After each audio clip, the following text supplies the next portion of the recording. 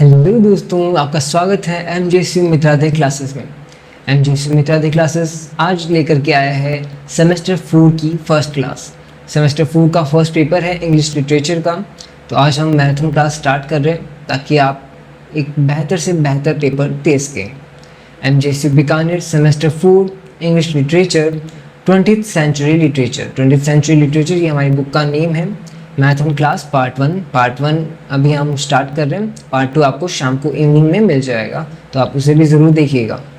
तो चलिए part 1 start करते हैं। English literature semester 4 syllabus unit 1 literary terms and movement. पहले हम सिलेबस जान लेते हैं एक बार।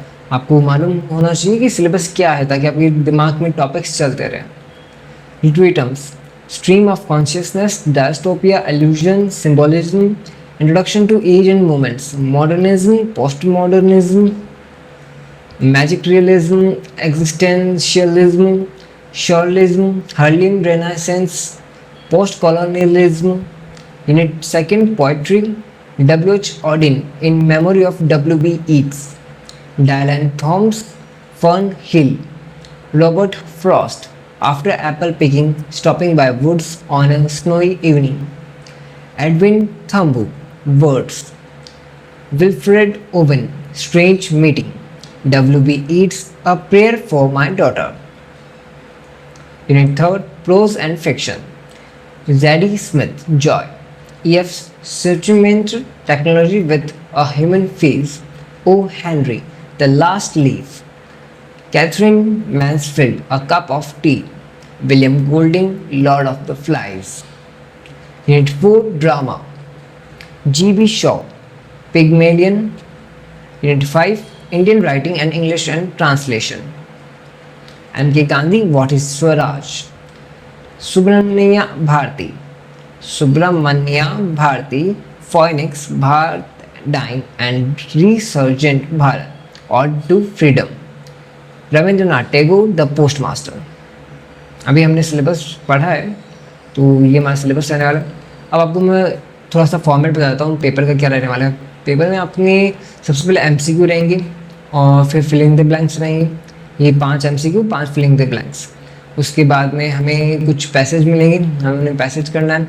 और पैसेज के साथ में हमें लिटरेरी टर्म्स भी मिलने वाली है, जो अपनी लिटरेरी टर्म्स हैं, एज एंड मोमेंट्स हैं।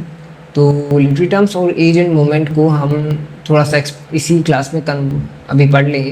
एंड उसके बाद हमारे पैसेज का एक्सप्लेनेशन रहेगा। पैसेज का एक्सप्लेनेशन के बाद में ऐसे टाइप क्वेश्चंस रहेंगे। तो ये जो इंग्लिश लिटरेचर का आपका सब्जेक्ट है, इसमें इतना डीपली हर चीज़ को बताया गया है। कुछ ऐसे वर्ड्स हैं जो कीवर्ड्स हैं, उनको हमें इतना मोस्ट तरीके से यूज़ करना चाहिए जिनसे कि आपका आंसर बहुत अच्छा लगे। तो मैंने इसी तरीके से हमारी टीम ने ये प्रोजेक्ट रेडी किया है। इसमें क्या है कि आपके जो एमसीक्यूज़ और फिलिंग द ब्लैंक्स हैं, हमने उनको साथ में कर लिया एक तरीके से कि भाई आप अगर कोई एग्जांपल के लिए मैं आपको एक एमसीक्यू दूं, उसमें से एक वर्ड निकाल दूं, तो वो फिलिंग द ब्लैंक्स भी तो बन सकता है। उसी तरीके से हमने आपके लिए कंबाइन किया है यहाँ पे एमसीक्यू और फिलिंग द ब्लैंक्स को कंबाइन करके एक परफेक्ट नोट बनाया है। तो इन नोट्स के थ्रू आप अपनी मैराथन क्लास को ज्वाइन कीजिए। एंड अभी तक आपने शेयर नहीं किया तो अपने दोस्तों के साथ शेयर कर दीजिए इस क्लास को।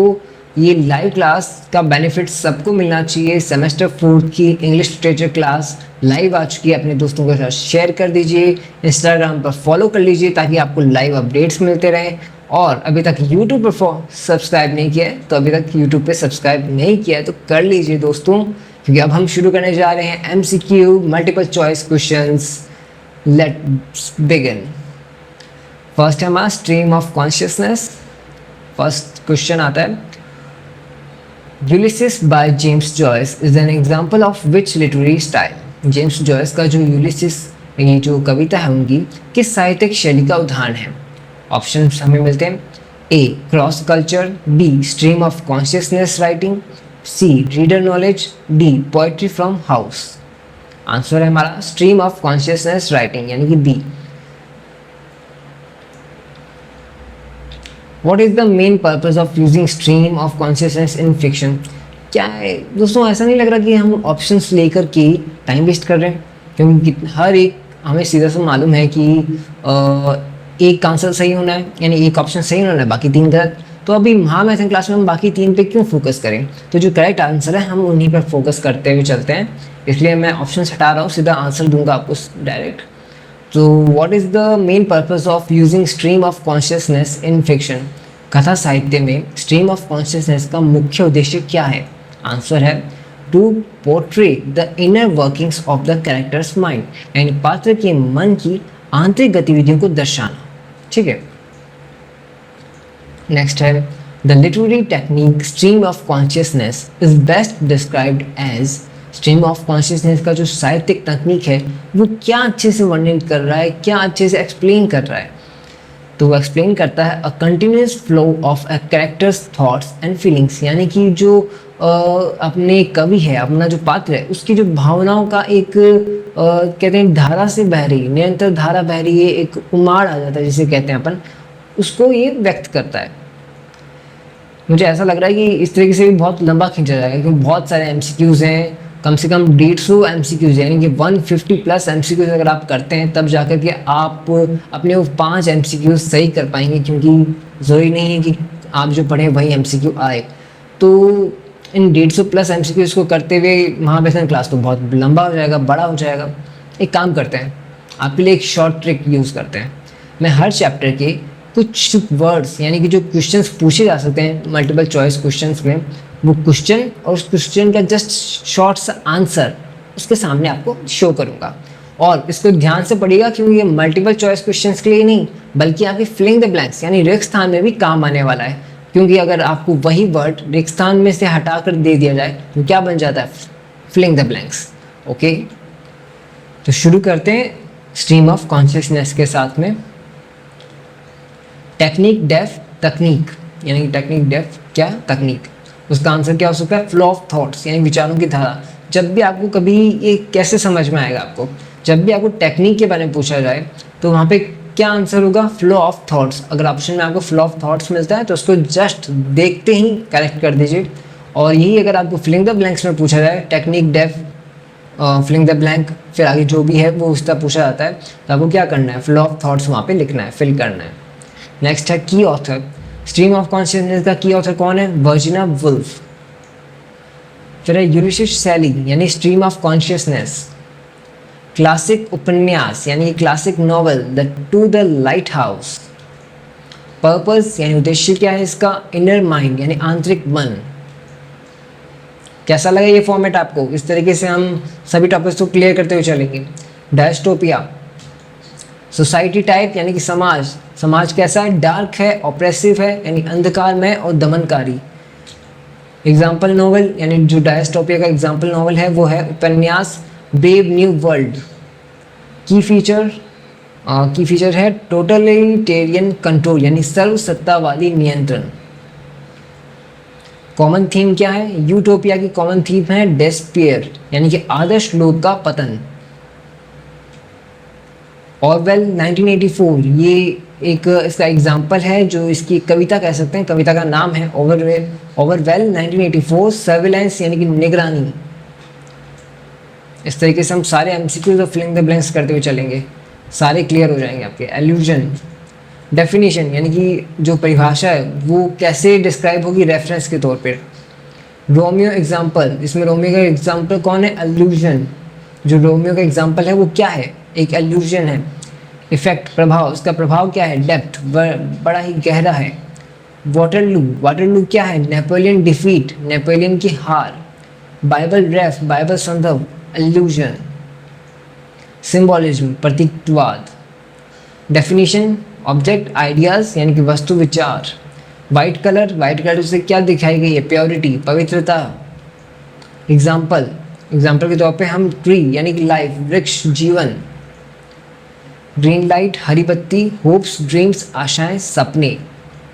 टाइगर, यानी बाघ, पावर ऑफ क्रिएशन। जो टाइगर है वो क्या दर्शाता है? वो पावर ऑफ क्रिएशन, यानी सृजन की शक्ति दर्शाता है। मॉडर्निज्म, आधुनिकतावाद। रिएक्शन टू, प्रतिक्रिया, जो इसका रिएक्शन क्या हुआ? वो रिएक्शन है वर्ल्ड वॉर 1, यानी प्रथम विश्व युद्ध। ये ऑथर कौन है इसके? Virginia wolf. फीचर क्या है? एक्सपेरिमेंटेशन, यानी प्रयोगशीलता। मेक इट न्यू, ये एक नारा दिया गया था, किसके द्वारा दिया गया था? एजरा पाउंड के थ्रू। वेस्टलैंड, वेस्टलैंड क्या है? मॉडर्निस्ट पोएट्री, आधुनिक कविता। पोस्ट मॉडर्निज्म, उत्तर आधुनिकतावाद की फीचर क्या है इसके? मेटाफिक्शन। ऑथर कौन है? थॉमस पिंचन। आफ्टर इवेंट क्या हुआ इसका? World war two. World war one कब हुआ? जो अपने अभी मॉडर्निज्म देखा पहला, और ये है पोस्ट मॉडर्निज्म यानी कि after event world war two. Hyper reality, यानी हाइपर रियलिटी में क्या है? जीन जो अपने बॉदियार हैं अपने उन्होंने इसको एक्सप्लेन किया हाइपर रियलिटी को। टेक्निक कौन सी है इसमें? पेस्टिश। मैजिक रियलिज्म, ब्लेंड यानी कि रियल प्लस फैंटेसी, यानी कि इसमें थोड़ा सा रियल होता है प्लस फैंटेसी यानी कल्पना भी, इसमें वास्तविकता और कल्पना दोनों शामिल होती है। ऑथर कौन है इसके? Gabriel Garcia Marquez. Region Latin America. Magical elements कौन सा है इसमें? एवरीडे रियलिटी, दैनिक वास्तविकता। नॉट फीचर, नहीं विशेषता, जो इसके फीचर नहीं है वो है नॉट प्योर फैंटेसी, यानी इसमें पूरी तरह से शुद्ध फैंटेसी नहीं हुई है। एग्जिस्टेंशियलिज्म, अस्तित्ववाद यानी अस्तित्व। फोकस क्या किया गया इस पर? फ्रीडम पर, रेस्पॉन्सिबिलिटी पर, यानी कि आपकी क्या जिम्मेदारियां हैं, क्या कर्तव्य हैं, क्या स्वतंत्रता है। ऑथर कौन है? Albert Camus. Myth of Sisyphus, Albert Camus. Central idea absurdity of life, जीवन की निरर्थकता। सार्ट्री प्ले, यानी कि ना जो नाटक है उसका जो एक मेन कॉन्सेप्ट क्या था? No exit. Surrealism, M unconscious mind यानी अवचेतन मन। फाउंडर एंड्रू ब्रीटन, यानी कि ब्रेतो भी बोल सकते हैं हिंदी में, आंद्रे ब्रेतो। इंस्पायर्ड बाय, प्रेरित है ये किससे? सिगमंड फ्रेड से। ऑथर कौन है इसके? आंद्रे ब्रेंतो। एंड बाउंड्री पिलर क्या है इसका? ड्रीम एंड रियलिटी, यानी सपना और वास्तविकता, वही जो हमने पहले पढ़ा। हार्लेम रिनाइसेंस, यानी हार्लेम पुनर्जागरण। डेकेड कौन सा है, यानी कौन सा दशक है? 1920s, यानी 1920 का दशक। ऑथर कौन है? Langston Hughes. डेफिनेशन, परिभाषा, अफ्रो अमेरिकन मूवमेंट, यानी कि अफ्रीकी अमेरिकी जो आंदोलन हुआ था इसमें। थीम क्या है इसकी? रेशियल प्राइड, यानी नस्लीय गर्व। जैज पोइट्री, ये एक जैज पोइट्री का एग्जाम्पल है। नॉट गोल, या इसमें क्या लक्ष्य नहीं था? इसमें नॉट यूरो ट्रेडिशन, यानी यूरो परंपरा नहीं थी इसमें। पोस्ट कॉलोनियलिज्म, उत्तर औपनिवेशिक साहित्य। फोकस किस पे किया गया? Effect of colonisation. ऑथर कौन है? चिनुआ एचेबे, यानी चिनुआ एचेबे। कंसर्न, इसमें कंसर्न यानी किस बात पे चिंता दर्शाई गई? वो थी आइडेंटिटी और हाइब्रिडिटी, यानी कि पहचान और मिश्रण। थीम क्या थी? Displacement and conflict. ओरिएंटलिज्म, यानी कि वेस्टर्न बायस, पश्चिमी धारणाएं। In memory of W.B. Yeats, device and body revolted, यानी कि अलंकार, उसको पर्सोनिफिकेशन यानी कि मानवीकरण दिया गया है। यानी कि जो डिवाइस एंड बॉडी रिवोल्टेड है, ये जो बॉडी रिवोल्टेड है कि इसमें कौन सा अलंकार दर्शाया गया है? पर्सोनिफिकेशन, मानवीकरण। प्लेस ऑफ डेथ, स्थान France. Season Ritu winter. Words of dead man, यानी कि डेड मैन, जो री इंटरप्रेटेड है, नई व्याख्या है। आर्ट सर्वाइव्स, यानी कला जीवित है, रिमेंबर्ड है, री इंटरप्रिटेटेड है, स्मरण व पूर्ण व्याख्या है।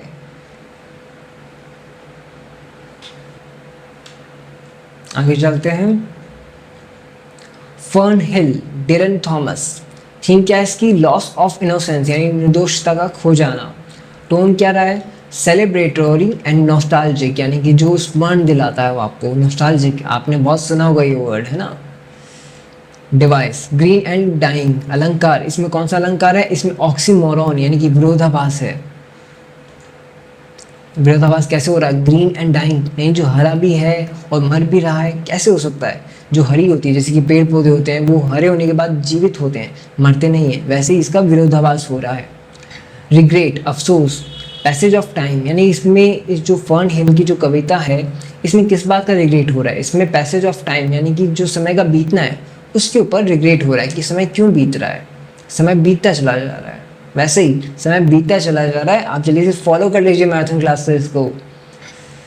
एंड नाउ अगेन विश यानी कि इच्छा, चाइल्डहुड जॉय यानी बचपन की खुशी। इसका जो मेन कॉन्सेप्ट जो है आपकी फर्न हिल के पीछे का वो है चाइल्डहुड जॉय यानी कि आनंद, आनंद को दर्शाना। आगे चलते हैं। After Apple picking Robert Frost activity, इसमें क्या एक्टिविटी दिखाई गई, एप्पल पिकिंग यानी सेब तोड़ना। सिंबल ऑफ फटीक यानी कि प्रतीक क्या है इसमें, लैडर यानी कि जो आगे बढ़ने के लिए आपको बताया गया है या फिर नीचे उतरने के लिए, पीछे जाने के लिए, वो क्या है इसका प्रतीक, लैडर। सीजन कौन सा, ऑटम, पतझड़। एंटिसिपेटेशन यानी प्रतीक्षा किसकी है, ड्रीम्स और स्लीप का यानी सपने या नींद की, जिसे हम शीत निर्दा, हाइबरनेशन भी कह सकते हैं। एप्पल सिंबलाइज, एप्पल किसको सिंबलाइज करते हैं, मिस्ड अपॉर्चुनिटीज यानी कि छूटे अवसर। Stopping by wood on a snowy evening Robert Frost. Reason to stop यानी इसमें कारण क्या है, वॉच स्नो यानी कि वो स्नो को देखना चाहता है, बर्फ देखना चाहता है। साउंड किसका आ रहा है पीछे से, हार्नेस बेल्स का, लगाम की घंटियों का। वुड सिंबलाइज, वुड किसको सिंबलाइज करती है, पीस, डेथ और अल्यूर को यानी कि शांति और मृत्यु से जो आकर्षण होता है उसको। राइम स्कीम, तुकबंदी, अब्बा, आबा। थीम, विषय, ड्यूटी वर्सेस टेम्पटेशन यानी कर्तव्य बनाम आकर्षण। क्या ज़्यादा इम्पॉर्टेंट है, आपका वो स्नो देखना या फिर आपका जो कर्तव्य काम है उसको करना। Words, Edwin Thumboo. सब्जेक्ट है लैंग्वेज पावर यानी कि इन्होंने अपनी लैंग्वेज एंड पावर के ऊपर फोकस इस कविता को दर्शाया है। और इसमें कौन सा यूज़ हुआ है अलंकार, मेटाफर, रूपक। शेप है आकार देना, कल्चर, आइडेंटिटी, वो किस चीज़ को समाज में बताना चाह रहे हैं, वो बताना चाह रहे हैं जो हमें भाषा है, शक्ति है, वो संस्कृति को पहचान देती है, पहचान बनाती है आपकी। इम्पैक्ट क्या होता है, रिलेशनशिप, सोसाइटी यानी कि आपके जो संबंध हैं उन पे इम्पैक्ट पड़ता है, आपकी सोसाइटी पे इम्पैक्ट पड़ता है। थीम क्या है, लैंग्वेज सिग्निफिकेंस यानी भाषा का महत्व। Strange meeting, Wilfred Owen. Setting, पृष्ठभूमि, अंडरग्राउंड, ट्रेंच एंड हेल, खाई या नरक। डिवाइस, हाँ ध्यान से एक बात आप नोटिस कीजिएगा, जो वर्ड्स आपको मिल रहे हैं जैसे कि यहाँ पे ट्रेंच यानी कि खाई, हेल यानी कि नरक, इन वर्ड्स को आप याद कीजिए, आप इनको अपने वोकेबलरी में लेके आए ताकि एग्ज़ाम में तो आपको हेल्पफुल रहेगा ही, बट आप आगे भी कई एग्ज़ाम्स देंगे एंड आपकी जो पर्सनल लाइफ है वहाँ पे भी आपको बहुत इम्फेक्टफुल रहेगा, ये आपकी पर्सनैलिटी को डेवलप करेगा। आगे चलते हैं। डिवाइस, अलंकार, एलेगोरी एंड द सियोलिज्म यानी कि रूपक एंड अतिथ्यवाद, अति यथार्थवाद, सॉरी। नेक्स्ट है अपने अपन पीछे आगे लगता है या थीम, फर्टिलिटी ऑफ वॉर, युद्ध की व्यर्थता। टोन क्या है, मोर्नफुल यानी शोकपूर्ण, मौन, जब किसी के मर जाते हैं तब यानी कोई किसी का स्वर्गवास हो जाता है तब मोर्नफुल यानी शोक मनाया जाता है, मॉर्निंग होती है, वो वाली मॉर्निंग नहीं, सुबह वाली। इंट्रोस्पेक्टिव, आत्ममंथन। पर्पस क्या, उद्देश्य क्या है, शो फर्टिलिटी ऑफ वॉर, युद्ध की व्यर्थता दिखाना यानी कि युद्ध सिर्फ आपके लिए व्यर्थ है, कोई ज़रूरी चीज़ नहीं है, युद्ध तभी होना चाहिए जब ज़रूरी हो। A prayer for my daughter, address to, संबोधित, किसको संबोधित किया जा रहा है, न्यू बॉर्न डॉटर यानी नवजात पुत्री को। नॉट विश, वो क्या नहीं चाहता है, वो चाहता नहीं है घृणा और अहंकार यानी हैटर्ड एंड एरोगेंस, वो उस न्यू बॉर्न बच्ची से दूर रहे। More than beauty, more than beauty, इसमें किसकी ब्यूटी को दर्शाया गया है, किसकी सुंदरता बताई गई है, द कर्टेसी, इनोसेंस यानी विनम्रता व मासूमियत। सिंबल यानी फ्लोरिशिंग ट्री, हरा भरा पेड़, मॉरल सेफ्टी, नैतिक सुरक्षा। टोन क्या है, पैटर्नल एंड होपफुल यानी पिता जैसा, ठीक है, जैसे पितृत्व कह सकते हैं अपन, आशावादी। A cup of tea, Katherine Mansfield. Protagonist यानी कि नायिका, प्रोटागनिस्ट हम किसे बोलते हैं आप समझ रहे हैं ना, नायिका या नायक, जो हीरो मॉडल निभाता है स्टोरी का। रोजमरी फेल इनवाइट्स, बुलाती, किसको बुलाती? बेगर गर्ल को, भिखारिन को। गर्ल्स नेम, उसका नाम क्या होता है? Miss Smith. Philip's comment, Philip's का कमेंट क्या है? प्रिटी, वो एक वर्ड यूज करते हैं, प्रिटी। टोन क्या है इसमें? सैटिरिकल एंड आयरनिक, यानी व्यंग्यपूर्ण एंड विडंबनापूर्ण। Lord of the flies William Golding, leader कौन है इसके? Ralph. Lord of flies boar's head, यानी सुअर का सिर। राल्फ कंसर्न, उसका कंसर्न क्या रहता है? सभ्यता व बचाव, यानी civilisation and rescue. First death, पहली मौत, किसकी होती है सबसे पहली मौत? Lytton with the birth mark, यानी जन्म चिन्ह वाला बच्चा, यानी कि जिसका कहीं कुछ निशान रहा हो, जब बचपन के साथ ही, यानी जन्म के साथ ही कोई निशान हुआ हो, उस बच्चे की पहली मौत होती है। थीम क्या है इसकी? ह्यूमन सैवेजरी, यानी कि किस तरीके से मानव क्रूर बनता चला जा रहा है, मानव की क्रूरता क्या है। लॉर्ड ऑफ द फ्लाइज, लगता है वापस आ चुका पेज है ना। ओके, आगे आता है अपना Pygmalion. Pygmalion GB Shaw, author है इसके George Bernard Shaw. Where Eliza meets Higgins, Eliza कहाँ से मिलती है? उनकी पहली मुलाकात कहाँ होती है? On the street. Eliza saw before flower girl. Eliza's feeling after, यानी कंफ्यूज एंड अनश्योर, वो उसकी बाद में क्या फीलिंग होती है? भ्रमित व असमंजस। एलिजाज डिमांड, वो क्या डिमांड है? रेस्पेक्ट एंड इंडिपेंडेंस, स्वतंत्रता व सम्मान। ओके, आगे चलते हैं अपन। आगे अपना व्हाट इज स्वराज, यानी चैप्टर 4 से एम के गांधी के थ्रू। मेन थिंग क्या है इसकी? क्रिटिक ऑफ मॉडर्न सिविलाइजेशन, यानी कि वो उसकी व्यंग करते हैं, आलोचना करते हैं आधुनिक सभ्यता की। गांधी ऑन मशीनरी, मशीनरी के बारे में गांधी जी का क्या विचार थे? मशीनों पर राय। Leads to laziness and moral decay, आलस्य और नैतिक पतन। Gandhi on English education, Gandhi ji की अंग्रेजी शिक्षा के बारे में क्या विचार थे? हार्मफुल टू इंडियंस वैल्यूज, यानी जो भारतीय मूल्यों के लिए ये बड़ी हानिकारक है। गांधी ऑन इंडस्ट्रियलाइजेशन, औद्योगिकरण के बारे में उनकी क्या विचार थे? डिस्ट्रॉयज विलेज सेल्फ सफिशिएंसी, यानी जो गाँव की खुद की आत्मनिर्भरता है उसको नष्ट कर देगा। हाँ, ये उससे सच हुआ है, बट इसने इसका फ़ायदा भी दिया है। मॉडर्न जो जो मशीन्स आई हैं उन्होंने फ़ायदा ये दिया कि जो काम घंटों में हुआ करता था वो आज थोड़ा कम टाइम में होने लगा है, जो दिनों में हुआ करता था वो घंटों में होने लगा है, यानी कि समय बच रहा है। बट वहीं ये भी है कि जो आज गाँव तक कार्य विस्तारित था, यानी कि बढ़ा हुआ था, वो आज वहाँ से हट चुका है, ये शहरों पे ज़्यादा फोकस्ड हो चुका है। ट्रूली सिविलाइज सोसाइटी, यानी सच्ची सभ्यता क्या है?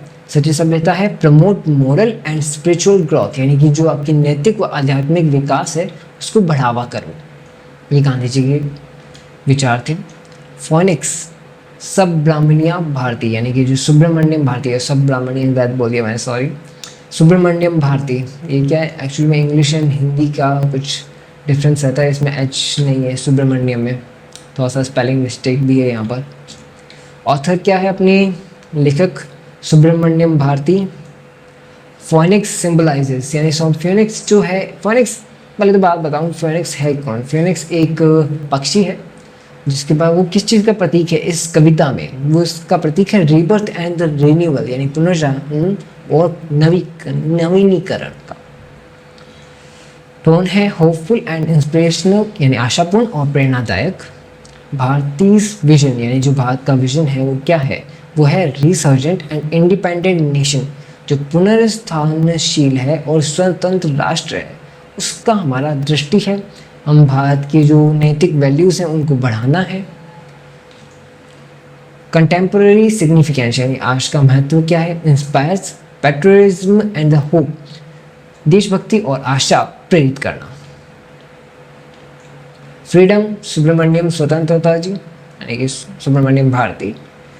ऑथर हैं अपने सुब्रमण्यम भारती। मेटाफर यूज हुआ है इसमें बर्निंग फायर वर्ड के अंदर। टोन क्या है इसकी? पैशनेट एंड इंस्पायरिंग, उत्साही और प्रेरणादायक। मैसेज क्या दे रहे हैं? ये दमनकारियों के बारे में मैसेज दे रहे हैं कि जो अंततः पराजित होंगे, यानी कि दे विल बी डिफीटेड, जो दमन कर रहे हैं वो लास्ट में पराजित होने तय हैं, वैल्यू ऑफ फ्रीडम यानी वैल्यू जो हमारे स्वतंत्रता की मूल्य क्या है, वो है ग्रेटेस्ट ट्रेजर यानी हमें सबसे बड़ा खजाना है हमारा। और टू फ्रीडम, सुब्रमण्यम जी, और टू फ्रीडम सेंट्रल थीम है अपनी इसकी praise and longing for freedom यानी स्वतंत्रता की प्रशंसा और उसको प्रेज करना यानी कि और बढ़ावा देना। हु डिज़र्व फ्रीडम, फ्रीडम कौन डिज़र्व करते हैं, ब्रीव एंड फियरलेस, जो साहसी हैं निर्भीक हैं, ऑफकोर्स वही डिज़र्व करते हैं क्योंकि वो उसके लिए लड़ रहे हैं। लिटरेरी डिवाइस, अलंकार, पर्सोनिफिकेशन, मानवीकरण हुआ है इसके अंदर।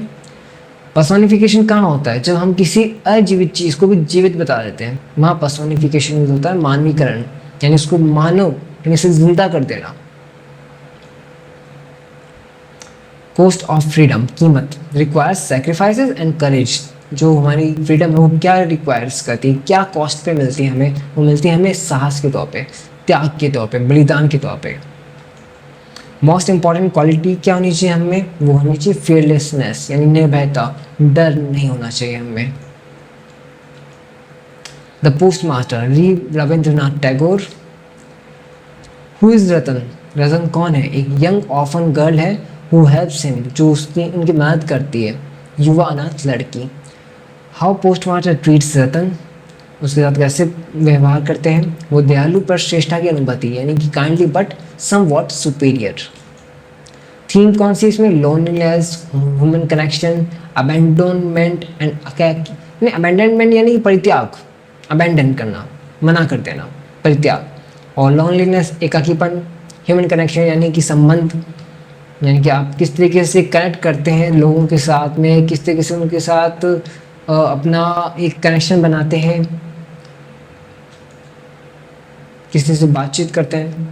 सोशल गैप एंड हाईलाइटेड यानी सोशल गैप को हाईलाइट किया गया है यहाँ पे, सामाजिक जो अंतर है उसको हाईलाइट किया है सर ने, रविन्द्रनाथ टैगोर ने।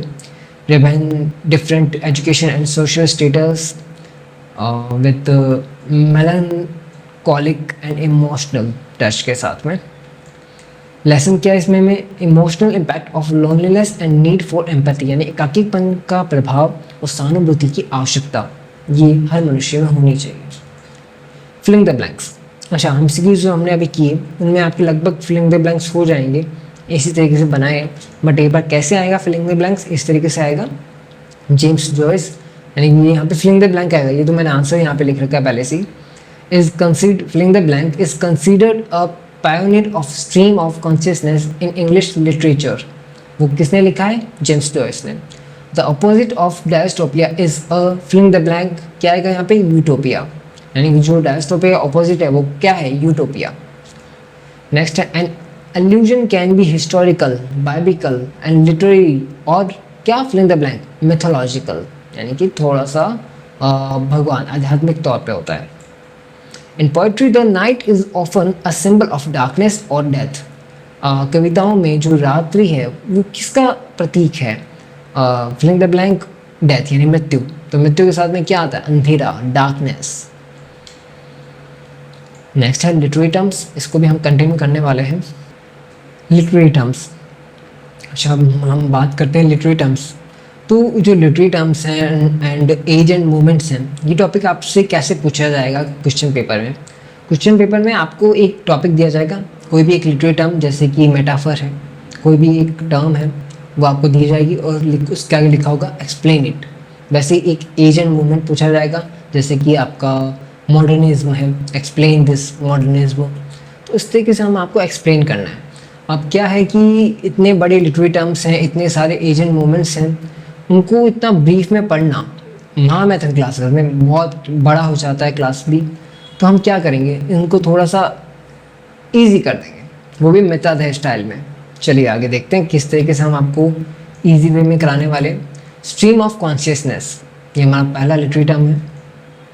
टेक्निक क्या है इसमें, flow of thoughts, feelings, sensations is equal to chaotic plus continuous, यानी कि इसमें आपको ये देखो, आपको एक्सप्लेन करना आपको खुद सीखना होगा। सीखना क्या है, एक तरीके से हम लैंग्वेज बनानी होती है तो हम खुद बनाते चलते हैं। जैसे हिंदी में हमें कुछ एक ऐसे बोलते हैं ना कि एक बस टॉपिक याद आ रहा है उसके बाद तो हम लिख देंगे, वैसे ही आपको सिर्फ एक वर्ड पता होना चाहिए, फिर आप लिखते हुए चलोगे। तो क्या इसमें हमें एक्सप्लेन करना टेक्निक, तो हम आगे इसके अंदर लिखेंगे the technique stream of conscious flow, the technique, what technique? Flow of thoughts and feelings with the sensations, and the combination of the flow of thoughts, it's explain it the chaotic and the continuously, okay। तो इस तरीके से आप उसको topic को, एक line को create करेंगे, बस आपको एक वर्ड पता होना चाहिए। वैसे ही हम इसमें आपको कीवर्ड्स देने वाले हैं। तो इस टेक्निक क्या रहेगी? Flow of thoughts, feelings, sensations, chaotic, continuous. किस चीज़ पे फोकस किया गया स्ट्रीम ऑफ कॉन्शियसनेस में? फोकस किया गया इंटीरियर मोनोलॉग पर, फ्रैगमेंटेड माइंड पर। No grammar, no logic, natural rhythm of thought, यानी कि इसमें क्या है? No grammar, no logic, just natural rhythm of thought. जो आपके विचार आ रहे हैं वो आप बस उसे रिदम में लिखते हुए चल रहे हो, एक कविता के तौर पर लिखते हुए चल रहे हो, वो प्राकृतिक है, कुछ भी आप उसमें ग्रामर या फिर लॉजिक ऐड नहीं कर रहे हो। Time subjective, past plus present mix, यानी पुरानी बातें की गई है, वर्तमान की गई है। कहाँ से? मेमोरी और फ्लैशबैक से। उसमें जैसे कि फ्लैशबैक लेते ना, मेरे साथ ये ऐसा हुआ था, वैसा हुआ था, वैसे ही। थीम क्या है इसकी? Inner fears, desires, conflicts. Inner fears यानी आंतरिक भय, डिजायर्स इच्छा, कॉन्फ्लिक्ट संघर्ष। पर्पस क्या है इसका? Deep psychological immersion of readers, यानी कि जो पढ़ने वाले हैं उसका एक डीप साइकोलॉजिकल इमर्जन, यानी इसका मिश्रण, उसको पर्पस दिया गया है। नेक्स्ट है अपना, अच्छा नेक्स्ट क्या? Stream of consciousness. अभी आपको हमने बताया, तो उसको याद कैसे रखेंगे? ये तो हमने फिर भी बता दिया। इसकी एक मेथड है, ट्रिक देंगे आपको। ट्रिक है जॉयफुल फ्लो। आपको ये वर्ड याद रखना है, जॉयफुल फ्लो। जब भी स्ट्रीम ऑफ कॉन्शियसनेस पूछा जाए तो आप वर्ड याद रखेंगे कि या मुझे एक मेथानेटिक वालों ने जॉयफुल फ्लो बताया था। क्या बताया था जॉयफुल फ्लो? जे से जॉइस, ओ से ऑर्डरलेस। ऑर्डरलेस का मतलब क्या हुआ? No grammar, no logic. Y से वुल्फ्स, यानी कि वुल्फ्स, उनकी जो स्ट्रीम ऑफ कॉन्शियसनेस पे सबसे ज़्यादा काम किसने किया है? मिस्टर वुल्फ ने। एंड एफ से क्या? फॉल्कनर। एल से लाइफ फ्लो बता रही है इसमें। ओ से one moment, past plus present mix. W से वुल्फ, जॉयफुल फ्लो। नेक्स्ट है डायस्टोपिया। डायस्टोपिया इज जो अपनी डायस्टोपिया ऑपोजिट है यूटोपिया का, आइडियल वर्ड के तौर पे हम इसे कह सकते हैं। एक सिंपल अगर परिभाषा अगर पूछी जाए, ये आपसे हमने फिलिंग द ब्लैंक में एमसीक्यू में भी हमने बताया था आपको, dystopia is the opposite of the utopia. Vision क्या है इसका? ऑपोसिव, ऑथोरिटेशन, ब्लैक फ्यूचर, यानी ब्लैक फ्यूचर, ये शायद ब्लैंक फ्यूचर होना चाहिए एक्चुअली में। यहाँ पे कुछ स्पेलिंग मिस्टेक है, चेक करना होगा अपन को, ये इसको बाद में बताता हूँ मैं आपको। Themes, loss of identity, suppression of free will, manipulation of truth. Message क्या मिलता है? वॉन्ट्स against unchecked power, tech misuse और कन्फर्मिटी। तो ये मैनिपुलेशन करना ऑफ ट्रूथ यानी सच को बदल देना, ठीक है। एंड लॉस ऑफ आइडेंटिटी यानी अपनी पहचान खो देना। वॉन्ट्स अगेंस्ट अनचेक्ड पावर यानी कि कुछ ऐसी शक्तियाँ जिनके खिलाफ हम वॉर्न नहीं कर सकते, हमें कोई वार्निंग नहीं मिलती है। टेक का मिसयूज़ करना, इसमें बताया टेक का मिसयूज़ नहीं होना चाहिए इसमें। Today still relevant, surveillance, fake news, tech dominance. जो हमें आजकल जो फेक न्यूज़ मिलती हैं उसके अंदर इस डायस्टोपिया का लिटरेरी टर्म का यूज़ होता है। एंड टेक डोमिनेंस, इसने जो आजकल की आधुनिकता है उसने इसको डोमिनेट कर लिया है, इसको प्रभावित कर दिया है। मिथाल है trick, dystopia is equal to dark 1984।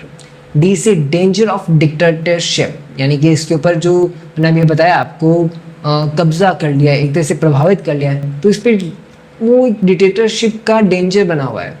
Y से यू लॉस आइडेंटिटी, आइडेंटिटी के बारे में बताया कि आप आइडेंटिटी लॉस कर सकते हैं। एस से surveillance, big brother. T truth manipulation, okay. O से ऑपरेशन, पी से प्लेजर कंट्रोल, आई से आइडेंटिटी लॉस, ए से ऑथोरिटेरियन रूल। ये आपका है डार्क 1984 यानी डायस्टोपिया डार्क 1984। 1984 क्यों? ये डार्क 1984 ये आपके एक उदाहरण है इसका। डार्क 1984 जैसे मैंने आपको बताया, मिस्टर वुल्फ वो अपने जो अपने पिछला लिटरेरी टर्म किया उसके बहुत बड़े उदाहरण रहे। वैसे डार्क 1984 एक कविता है जो डायस्टोपिया का बहुत बड़ा उदाहरण रही है। एल्यूजन, संकेत, definition indirect reference to person, event, myth, text, culture. Type क्या है? Mythological, biblical, historical, literary. Purpose adds depth, creates intellectuals link, cultural resonance. Effect क्या करता है? Invites reader to connect past and present. वो effect करता है कि past और प्रेजेंट को वो कंबाइन कर सकें, समझ सकें। Enhances emotional and intellectual impact.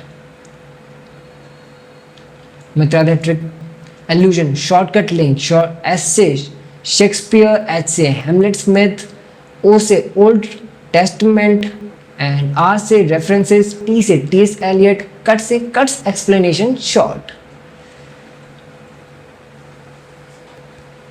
आगे चलते हैं अपन। सिंबोलिज्म, प्रतीकवाद। डेफिनेशन है concrete object, character, action.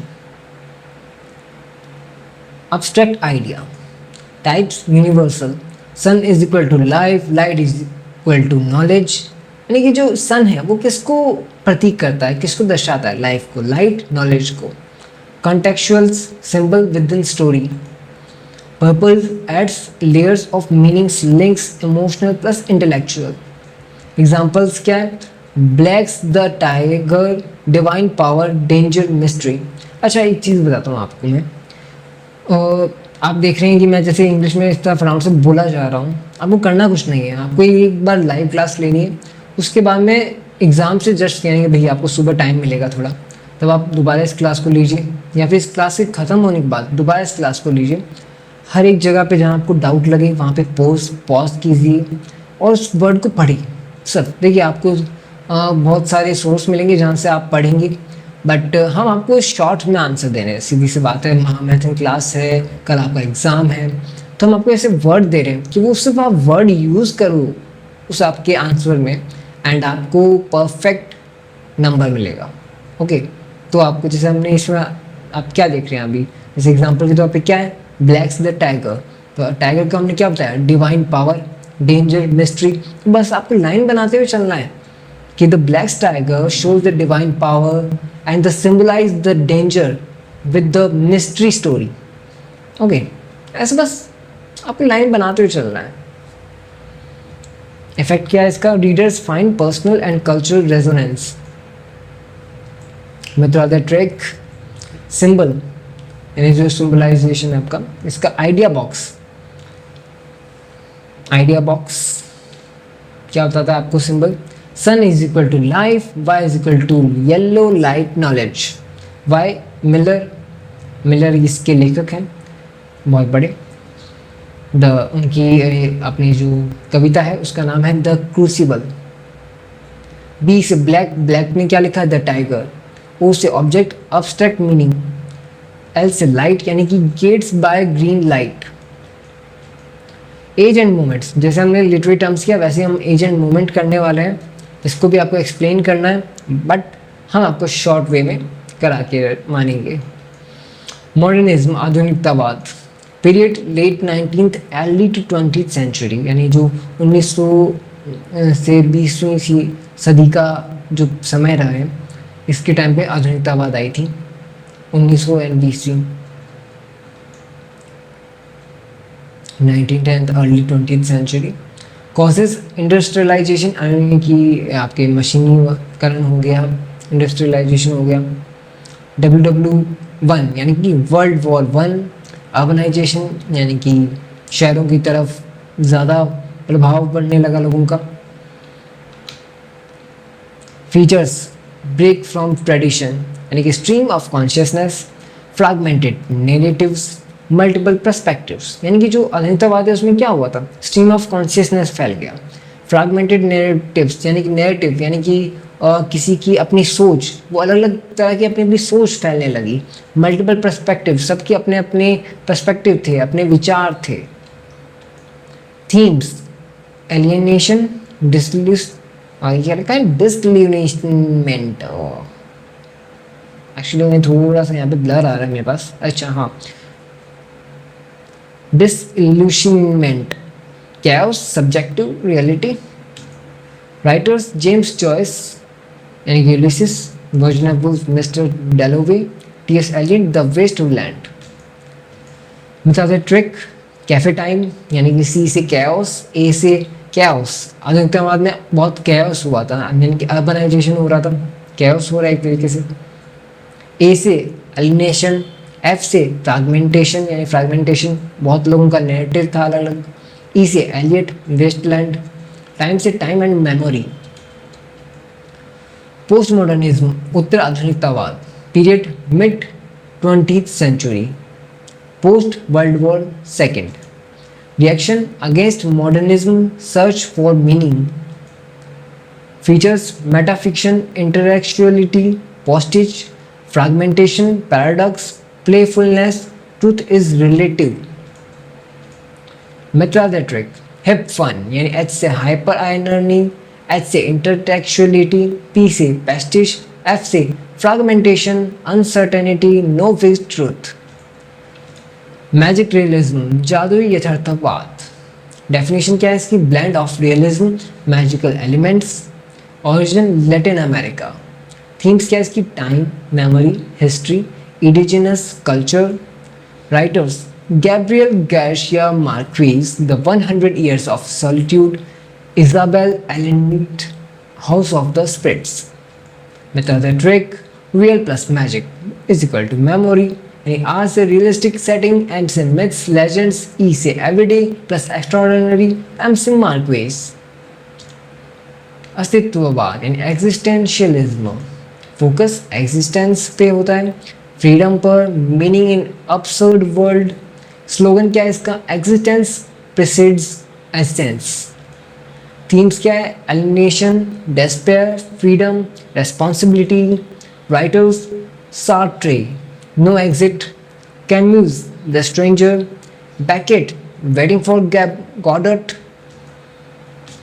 Method trick, sad free, S से सार्ट्रे, ए से एब्सर्ड, डी से डेस्पेयर, फ्री से फ्रीडम एंड रेस्पॉन्सिबिलिटी. Surrealism, अत्यर्थवाद. Origin early 20th century, inspired by Freud. Method: dream, imaginary, automatic writing. Goal क्या है इसका? Unlock unconscious, break logic. यानी कि जो लोगों की अपने क्या कहते हैं अनकॉन्शियसनेस है उसको तोड़ना, उनकी तर्क पर वितर्क करना. Break logic. Writers: Andre Breton, Louis Aragon. Method trick, dream logic यानी ड्रीम्स इमेजेस, आर से रिप्रेस्ड फीलिंग्स, ई से इमोशंस ओवर रीजन, ए से ऑटोमेटिक राइटिंग, एम से माइंड अनकॉन्शियस. माइंड कैसा है? अनकॉन्शियस. हार्लेम रेजोनेंस, हार्लेम पुनर्जागरण, period 1920s to 1930s, Harlem New York, ये एक जगह है न्यूयॉर्क के अंदर. थीम है black pride, culture, racial resistance. Writer हैं Langston Hughes, Zora Neale हर्टसन, Claude McKay. Impact है redefined African American identity, link to civil rights. यानी जो अफ्रीकन अमेरिकन की जो पहचान है उसको एक बार पुनः व्यक्त करना है.